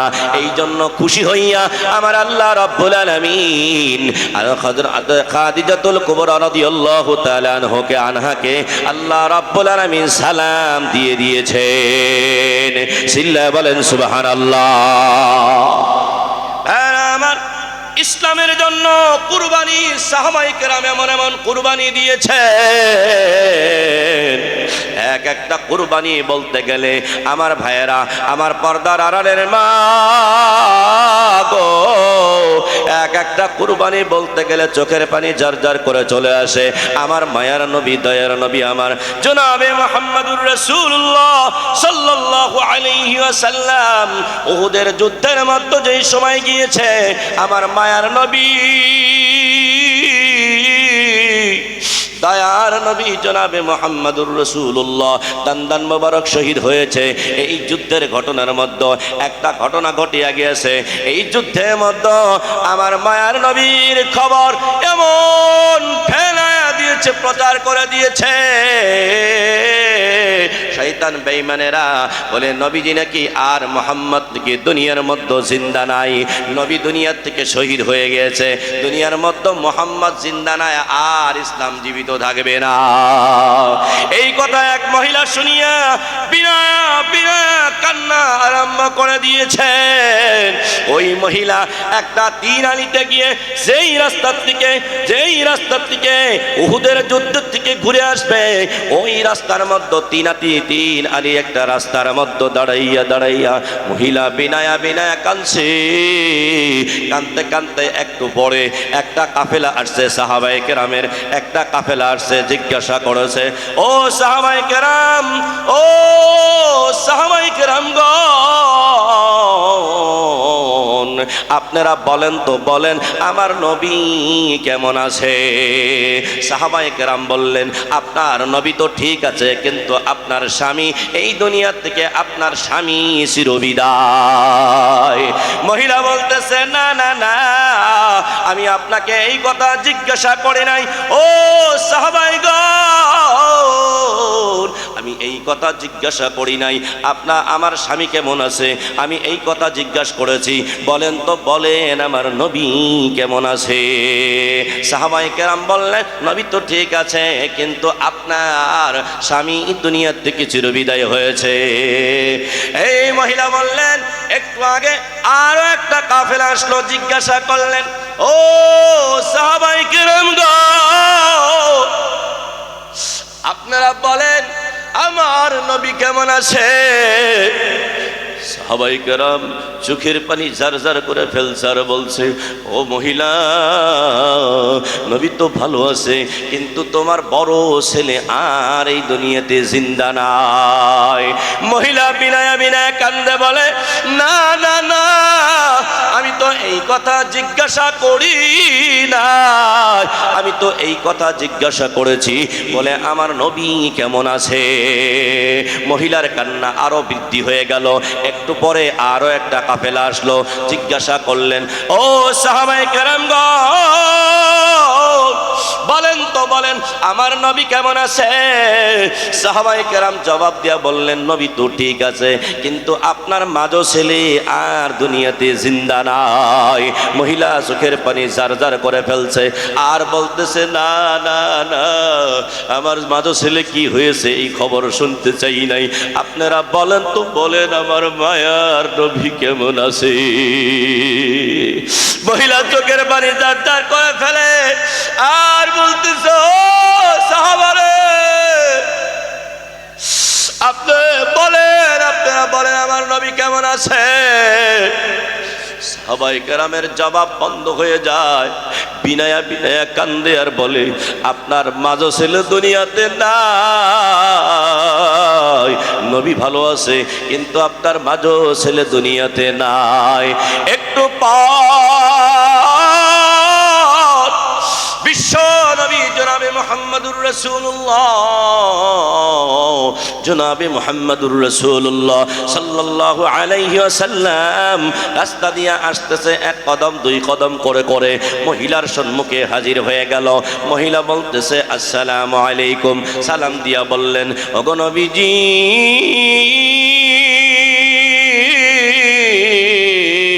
আমি শুনেছি নাকি বেঈমান কাফেরেরা আপনাকে কষ্ট দিয়েছে, আপনাকে তলোয়ার দিয়ে আঘাত করেছে, আপনাকে তীর নিক্ষেপ করেছে। ওগো নবীজি, আপনি বলেন আপনি কি সুস্থ আছেন গো নবী?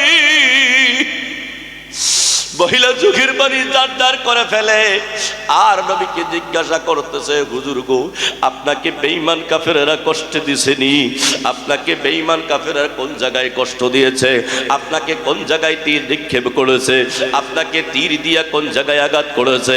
আমার মায়ার নবী বিনায়া বিনায়া কান্দে আর মহিলার দিকে তাকাইয়া দেখিয়া বলে, ও মহিলা রে, তোমারে আমি কি সহায় করতে পারি? মহিলা চোখের পানি জারজার করে ফেলে, হুজুর গো, আপনি যা বলবেন আমি খবর পেয়েছি, আমার কোনো দুঃখ লাগে নাই। ও হুজুর গো, আমার স্বামী দুনিয়ার মধ্যে নাই আমি এটাও জানি, আমার বড় ছেলেও দুনিয়াতে নাই এটাও আমি জানি, আমার মাঝো ছেলেও দুনিয়ার মধ্যে নাই, এই খবরও আমি পেয়েছি। হুজুর গো, আপনি একটু দাঁড়ান, আমি একটু বাড়ির ভিতরে থেকে আসি। মহিলা আল্লাহর নবীকে দাঁড় করাইয়া বাড়ির ভিতরে চলে গেলেন। ওই মহিলা বাড়ির ভিতরে গিয়ে 3 মাসের একটা সন্তান পোলার মধ্যে নিয়ে আসিয়া বলতেছেন, ইয়া রাসূলুল্লাহ, ইয়া হাবিবাল্লাহ, ও নবীজি গো, এই 3 মাসের সন্তান আমি আপনার জন্য, দ্বীন ইসলামের জন্য আপনার কাছে হাদিয়া দিতে নিয়ে এসেছি। ও নবীজি গো, আমার এই 3 মাসের সন্তানটা আপনি নিয়ে যান। আল্লাহর নবী বললেন, আমি 3 মাসের সন্তান নিয়ে কি করব রে মহিলা? মায়ার নবীর কথা শুনিয়া মহিলা জবাব দিয়া বললেন, হুজুর গো, আমার বাড়িতে আর কোনো যুবক সন্তান নাই, বড় সন্তান নাই, মেয়েও নাই, ছেলেও নাই। ও নবীজি গো, আমার কাছে এই 3 মাসের সন্তানটা আছে, আপনি যদি 3 মাসের সন্তানটা নিয়ে নিতেন। হুজুর গো, যেই সময় বেঈমান কাফেরেরা আপনাকে তীর নিক্ষেপ করতো, আপনাকে তলোয়ার দিয়ে আঘাত করবে, ওই সময় আমার এই 3 মাসের সন্তানটা আপনি তলোয়ারের সম্মুখে ধরে দিবেন, আপনি তীরের সম্মুখে ধরে দিবেন, ঢাল স্বরূপে ব্যবহার করে দিবেন। নবীজি, আমার এই সন্তানটা শহীদ হয়ে যাবে, এই সন্তানটা দুনিয়ার থেকে চিরবিদায় হয়ে যাবে। কিয়ামতের মাঠে জানো হুজুর গো, আমি যেন বলতে পারি 3 জন শহীদানের মা আর একজন শহীদানের আমি হলাম স্ত্রী। এই কথার জন্য, এই কথা বলার জন্য হুজুর গো, আমি আপনার কাছে 3 মাসের সন্তানটা হাদিয়া করে দিলাম। ও আমার পর্দার আড়ালের মা, আপনারাও তো মা, আপনারাও তো মহিলা। সেই মহিলা কেমন মহিলা ছিল? আল্লাহর নবীর জন্য, দ্বীন ইসলামের জন্য, আমার মায়ার নবীর জন্য, দ্বীন ইসলামের জন্য, দ্বীনের হেফাজতের জন্য একটা স্বামী, একজন স্বামী 3 জন সন্তান পর্যন্ত ইসলামের জন্য কুরবান করে দিলেন। চিল্লায়া কি বলা যাবে সুবহানাল্লাহ? নারায়ে তাকবীর, আল্লাহু আকবার, নারায়ে তাকবীর, আল্লাহু আকবার, নারায়ে তাকবীর, আল্লাহু আকবার, লিল্লাহি তাকবীর। আল্লাহু আকবার। ভাইরা আমার, খারাপ পাইতেছেন একটু দুরূদ পড়েন। আল্লাহুম্মা সাল্লি আলা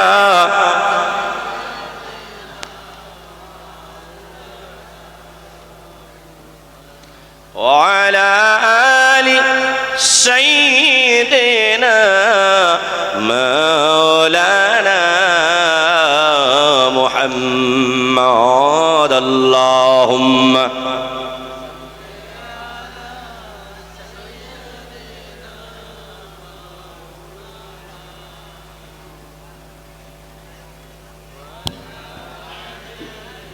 سيدنا مولانا محمد اللهم صل على سيدنا مولانا محمد وعلى آل سيدنا مولانا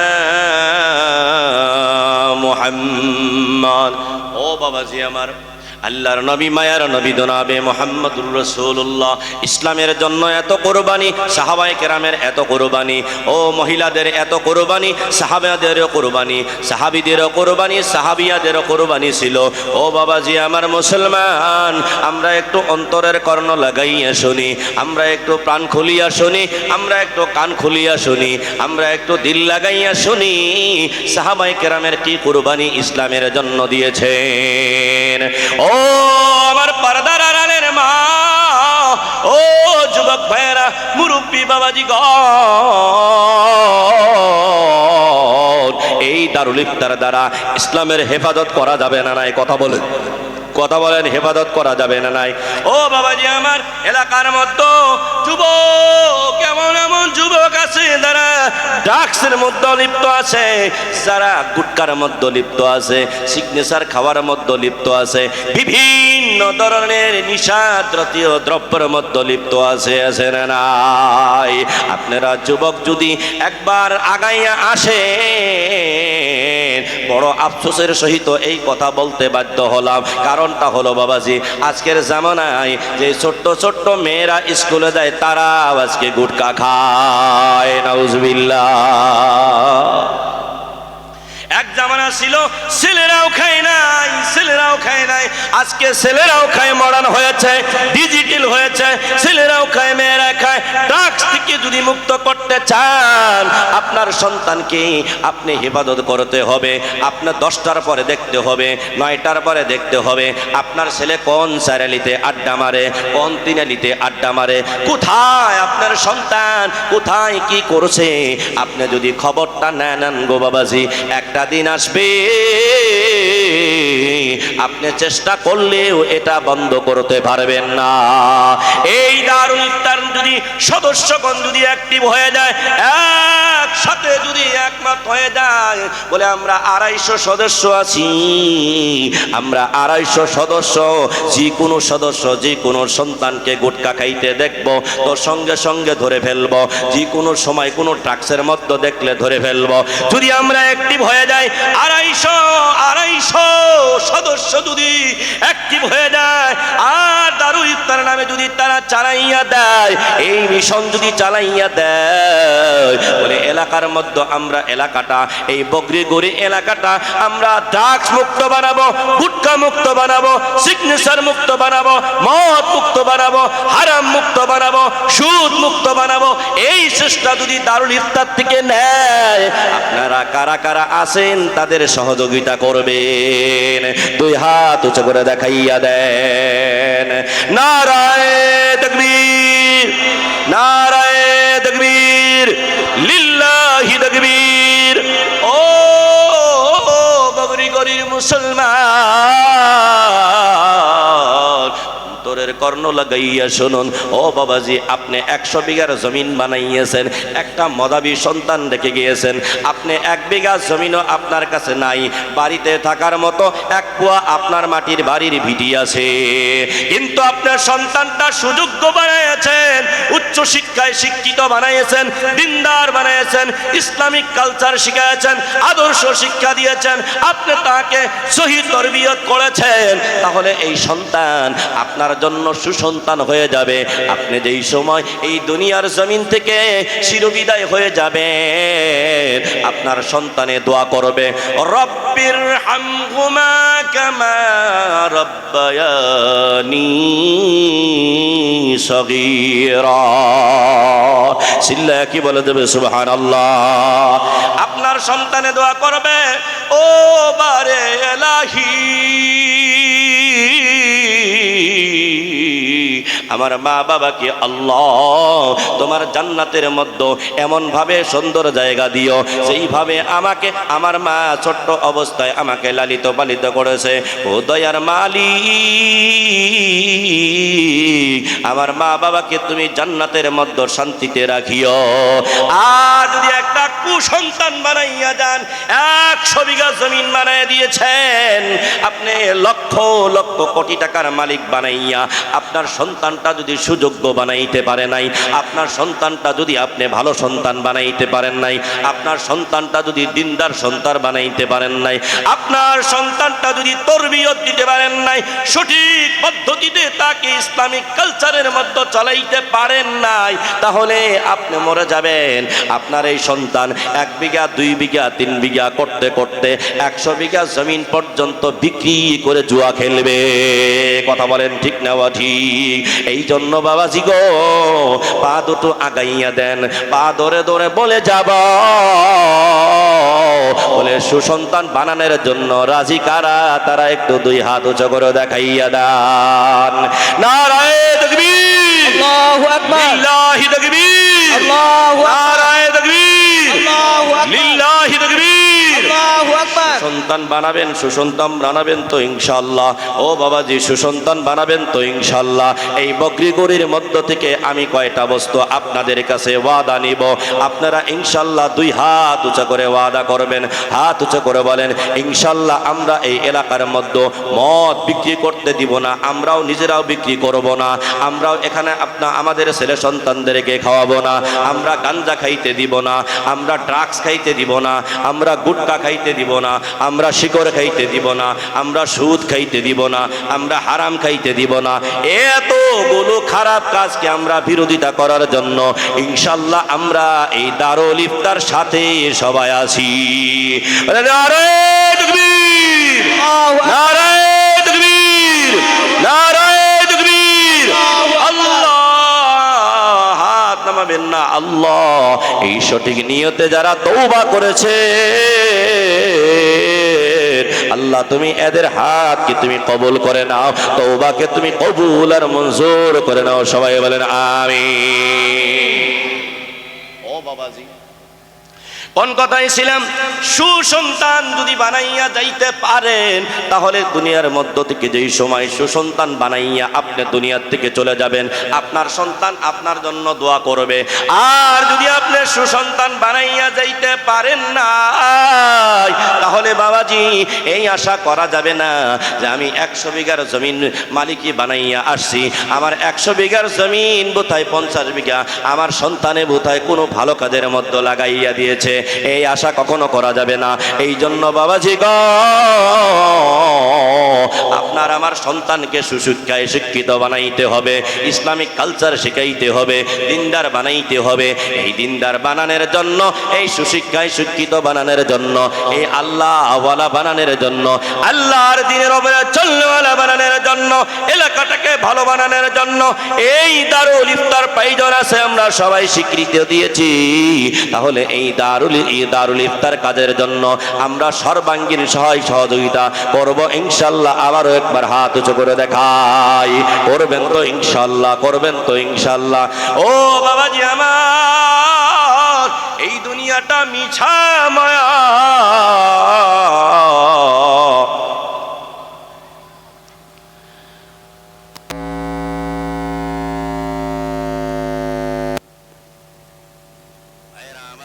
আল্লাহ রাব্বুল আলামিন এই জগতের মধ্যে আমাকে আপনাকে পাঠিয়ে দিলেন। আল্লাহ রাব্বুল আলামিন যেই সিস্টেমে পাঠিয়ে দিয়েছেন আমাকে আপনাকে, আমার আপনাকে সকলকে মা আর বাবার মাধ্যমে পাঠিয়েছে। কথা ঠিক না ঠিক? এই আল্লাহ রাব্বুল আলামিন বিশ্ব নবী জনাবে মুহাম্মদুর রাসূলুল্লাহ সাল্লাল্লাহু আলাইহি ওয়াসাল্লামকে এই দুনিয়ার মধ্যে পাঠিয়েছেন দুনিয়ার মানুষকে ভদ্রতা শেখানোর জন্য, দুনিয়ার মানুষকে আদব শেখানোর জন্য। আমার মায়ার নবী জনাবে মুহাম্মদুর রাসূলুল্লাহ সাল্লাল্লাহু আলাইহি ওয়াসাল্লাম জন্মের আগে বাবা হারিয়েছে, আবার মৃত্যুর পরে আবার মা 6 বছর বয়সে মা দুনিয়া থেকে চিরবিদায় হয়েছে। আমার মায়ার নবী ইয়াতীম হইয়া গোটা বিশ্বের মধ্যে ইসলাম প্রচার করেছেন আমার মায়ার নবী, দয়ার নবী। এই জন্য ইতিমদের কথা, এই জন্য মা বাবার কথা বুখারী শরীফের মধ্যে বাবুল বিররুল ওয়ালিদাইন হিসাবে একটা বাব কায়েম করেছে।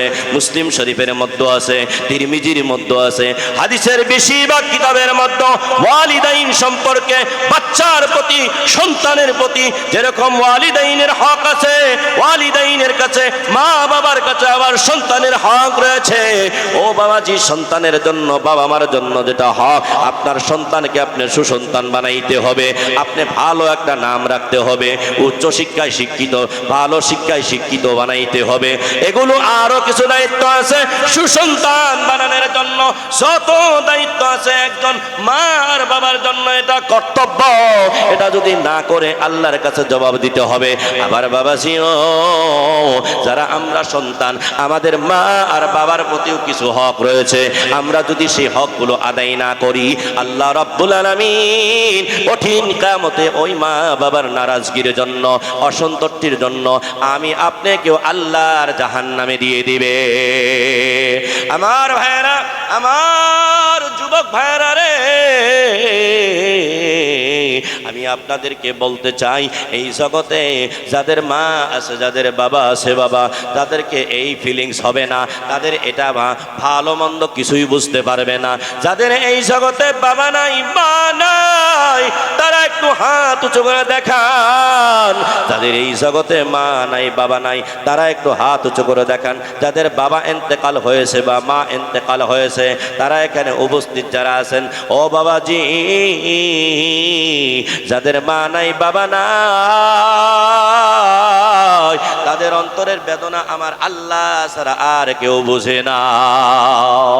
আমার মায়ের নবীর নিকটে এক সাহাবী এসে বলতেছে, ইয়া রাসূলুল্লাহ, ইয়া হাবিবাল্লাহ, ও নবীজি গো, আমি কার খেদমত করব? আমার মায়ের নবী বললেন, ও সাহাবী, যাও যাও, তুমি তোমার আব্বা, তুমি তোমার মার খেদমত করো। আবারও বললেন, ইয়া রাসূলুল্লাহ, আমি এখন কার খেদমত করব? বলে, তুমি তোমার মার খেদমত করো। আবারও জিজ্ঞাসা করলেন, ইয়া রাসূলুল্লাহ, আমি এখন কার খেদমত করব? মায়ের নবী ডাক দিয়া বললেন, তুমি তোমার মার খেদমত করো। চতুর্থবার জিজ্ঞাসা করলেন, ও হুজুর গো, আমি এখন কার খেদমত করব? আমার মায়ের নবী বললেন, তুমি তোমার আব্বার খেদমত করো। প্রশ্ন হলো বাবাজি, মার খিদমতের কথা কেন আমার মায়ের নবী তিনবার বললেন, আর বাবার কথা একবার কেন বললেন? তার কারণটা আছে গো বাবাজি। আল্লাহ রাব্বুল আলামিন কোরআনের মধ্যে বলে দিয়েছেন, আমার মায়ের নবী হাদিসের মধ্যে সেগুলো বয়ান করে দিয়েছেন। আম্মা জান, আমাদের মা পর্দার আড়ালে মা আছেন, মাকে জিজ্ঞাসা করেন। আপনি মাকে জিজ্ঞাসা করবেন যেই সময়, বলে, ও মা জননী গো, আপনার পেটে যেই সময় আমরা ছিলাম, 10 মাস 10 দিন ছিলাম, বা 9 মাস ছিলাম, বা 9.5 মাস ছিলাম গো মা, আপনার কত কষ্ট হয়েছে, আপনার কি কষ্ট হয়েছে একটু আপনি খুলে বলেন। মা চোখের পানি চার চার করে ফেলবে আর বলবে, বাবা রে, আমি এই কথা বলতে পারবো না, আমি সহ্য করতে পারি না। যেই সময় তুমি আমার পেটে ছিলে, আরে বাবা, আমি ভালো করে খানা খাইতে পারি নাই, আমি ঘুমাইতে পারি নাই, আমি ভালো করে চলতে পারি নাই। এই সময় আমি যেটা করতে ইচ্ছা করেছি আমি করতে পারি নাই। আমার বমি হয়েছে, আমার মাথায় চক্কর এসে গিয়েছে, আমি উল্টি খেয়ে পড়ে গিয়েছি, আমি আবার একটু রেস্ট নিয়ে আবার কাজ করেছি। ওরে বাবা, আমি ওই দুঃখের কথা আমি প্রকাশ করতে পারবো না। 2 নম্বর কারণ, মার কথা 3 বার কেন বললেন? 2 নম্বর কারণ, আমার নবী বলেন, 2 নম্বর কারণটা বাবাজি আমার, 2 নম্বর কারণ বলতেছে, 2 নম্বর যেই সময় ডেলিভারি অবস্থা হয়, মাকে জিজ্ঞাসা করেন, ও আমার মা জননী গো, আমি যেই সময় দুনিয়াতে এসেছিলাম, ও মা আপনার কি কষ্ট হয়েছে? ওই মা চোখের পানি জারদার করে ফেলবে আর বলবে, বাবারে আমি এই অবস্থা বলতে পারবো না। অনেক মা আছে এই ডেলিভারি অবস্থায় দুনিয়া থেকে চির বিদায় হয়ে যায় না বাবাজি? ডেলিভারি অবস্থায় চির বিদায় হয়ে যায়। আমি অদম নালায়েকের 3 বছর যেই সময় বয়স, ওই সময় আমার বাবা দুনিয়ার থেকে চির বিদায় হয়েছে। আমার যে সময় 14 বছর বয়স, ওই সময় আমার দরম দখনি মা এই জগতের থেকে চির বিদায় হয়েছে। এই মতো অনেক ইয়াতীম এই ময়দানে আছে যাদের বাবাও নাই, মা নাই। মার কথা মনে পড়েছে, বাবার কথা মনে পড়েছে। ও বাবাজি, মার কথা শুনুন, বাবার কথা শুনুন। আল্লাহর নবী বলেন, ও 3 নম্বর কারণ, 2 নম্বর কারণ ডেলিভারি অবস্থা। মাকে জিজ্ঞাসা করুন, মা জবাব দিতে পারবে না। মা চোখের পানি জারজার করে ফেলবে, বাবারে আমার ডেলিভারি অবস্থায় এমন কষ্ট হয়েছে, আমার মনে হয়েছে আর জীবনের কোনো সন্তান আর পেটে রাখবো না। ওই জনম দুঃখিনী মা আজকের যাদের কবরে আছে রে বাবা, তাদের অন্তরের বেদনা আমার আল্লাহ ছাড়া আর কেউ বুঝতে পারবে না। মা জবাব দিতে পারে না, মা জবাব দিতে পারে না, চোখের পানি জারজার করে ফেলে। 3 নম্বর কারণ জিজ্ঞাসা করেছে। ও 3 নম্বর কারণ শুনো রে যুবক, আল্লাহ রাব্বুল আলামিন আবার আপনার মাকে যেই সুযোগ দিয়েছে, 3 নম্বর কারণ বলতেছে। 3 নম্বর কারণটা হলো রে বাবাজি, আমার মায়ার নবী বলে, মাকে জিজ্ঞাসা করো সেই 32 তারের দুগ্ধ, সমস্ত ভিটামিনের থেকে পুষ্টিকর খাদ্য। আজকের বৈজ্ঞানিকরাও বলে সবার থেকে ভালো ভিটামিন হলো মার পিস্তানের দুগ্ধ। যেই দুগ্ধ খাইয়া আজকে আমি লক্ষ টাকার মালিক হয়েছি, কোটি টাকার মালিক হয়েছি, যুবক হয়েছি, চাকরি করতেছি, ব্যবসায় করতেছি। ওই 32 তারের দুধের দাবি যদি কোনো মা মাফ না করে, তাহলে আমরা ওই মাফ কখনো নিতে পারবো না। এই 3টা কারণে মা দুগ্ধ পান করেছে, মা পেটে রেখেছে, মা গর্ভধারণ করেছে, ডেলিভারি করেছে। 3টা কারণ পুরো পুরুষে করে নাই, একমাত্র আমার মায়েরা করে, আমার মা জাতিয়ে করে। এই জন্য আমার মায়ার নবী, দয়ার নবী 3 বার মার কথা বলেছেন আর 1 বার বাবার কথা বলেছেন। ও জগতের মধ্যে, এই জগতে যাদের ঘরে বাবা নাই, মা নাই, পবিত্র ঈদের দিন আসে, যাদের ঘরে আব্বা নাই, যাদের ঘরে মা নাই, আব্বা বলে ডাক দিতে পারে না। আবার ছোট ছোট বাচ্চাদেরকে ডাকিয়া নিজের সন্তানকে ডাক দিয়া বলে, আবু হুরাইরা বলে ডাক দেয়, আব্বা বলে ডাক দিয়া বুকে জড়াইয়া ধরে, টাকা দেয়, বেহাতে কিনে দেয়।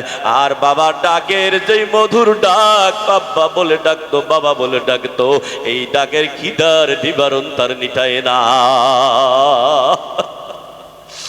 এই জগতে যাদের মা নাই, বাবা নাই, তাদের অন্তরের বেদনা আমার আল্লাহ ছাড়ার কেউ বুঝবে না। এই জগতে যাদের বাবা নাই, যাদের এই মজবার মধ্যে বাবা নাই, তাদের পানি, চোখের পানি টপ টপ করে পড়তেছে। যাদের বাবা নাই, মা নাই, তাদের পানি টপ টপ করে পড়তেছে। কারণটা হলো মা যে কত দরদ, কত মহব্বত করে, বাবা যে কত মহব্বত করে। এই মহব্বত জীবনের করে এই পৃথিবীর দিকে যেই সময় চলে গেছে গো আমার ভাইয়েরা, ও আমার মুরব্বী বাবাজি, ও আমার যুবক ভাইয়েরা, ওই মা যাদের জিন্দা আছে গো তাদেরকে আমি অনুরোধ করব, যাদের মা বাবা জিন্দা আছে এই ধর্মসভা থেকে গিয়ে আগামীকালকার সকালবেলা ফজরের নামাজ পড়িয়া ওই মার পা দুটো জড়াইয়া ধরিয়া দয়া করে মার কাছে দোয়া নেবেন, মার কাছে মাপ চেয়ে নেবেন। এ আছেন গো যুবক, একটু হাত উঁচু করে দেখাইয়া দেন। ইনশাআল্লাহ আমরা মার কাছে দোয়া নিব, বাবার কাছে দোয়া নিব। আর যাদের বাবা নাই মা নাই তাদেরকে আমি অনুরোধ করব, এই দারুল ইফতার নামে এই দারুল ইফতার ঘর নির্মাণ হবে, অফিস নির্মাণ হবে, ভবন নির্মাণ হবে, লাইব্রেরি নির্মাণ হবে। কিয়ামত পর্যন্ত যদি এই ইতিকায় খিদমত হয়, এই দারুল ইফতার থেকে মসলা বয়ান করা হবে, ফতোয়া দেওয়া হবে, যত ধরনের ভালো কাজ করা হবে, এর সবগুলো আমার আপনার মা, আমার আপনার বাবা কবরে শুয়ে শুয়ে এর সব পাইতে থাকবে। যাদের ঘরে বাবা নাই মা নাই, যাদের ঘরে আব্বা আছে মা নাই, মা আছে বাবা নাই, এমনও যদি আছে বাবাজি, মার মাগফিরাতের জন্য, বাবার মাগফিরাতের জন্য, মার মাগফিরাতের জন্য, বাবার মাগফিরাতের জন্য, মার জন্য 2500 টাকা, বাবার জন্য 2500 টাকা, 5টি করে 1000 টাকা দেওয়ার জন্য একজন মানুষ আসেন, আমি ইনশাআল্লাহ সর্বপ্রথম তার হাতে মুসাফা করব, আর ইনশাআল্লাহ দোয়া করব তার মা বাবার মাগফিরাতের জন্য। আসেন ভাই, একটু মুসাফা করিয়া তার জন্য দোয়া করব। নারায়ে তাকবীর, আল্লাহু আকবার, নারায়ে তাকবীর, আল্লাহু আকবার, লিল্লাহি তাকবীর। নাম কি? মোহাম্মদ